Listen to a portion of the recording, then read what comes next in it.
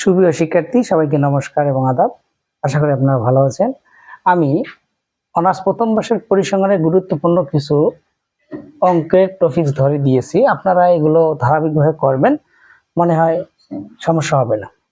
দেখেন, আয়তলেখ, জীব রেখা ও গণসংখ্যা রেখা বা গণসংখ্যা বহুভুজ, গড় মধ্যমক প্রচুরক, চতুর্থক দশহারিক শতহারিক, লুপ্ত গণসংখ্যা, x bar plus minus MD, x bar plus minus MD.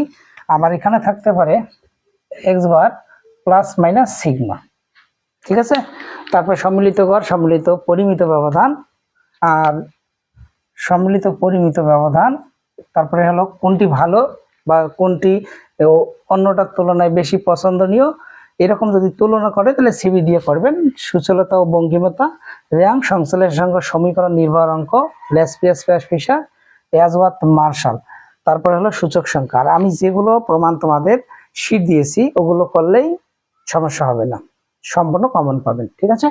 আমি আরেকবার বোঝাই দিই, যেগুলো করিয়েছি ওগুলো ভালো করে করবেন, তারপর এইগুলো টপিকস একটু বেশি করে গুরুত্ব সহকারে দেখবেন।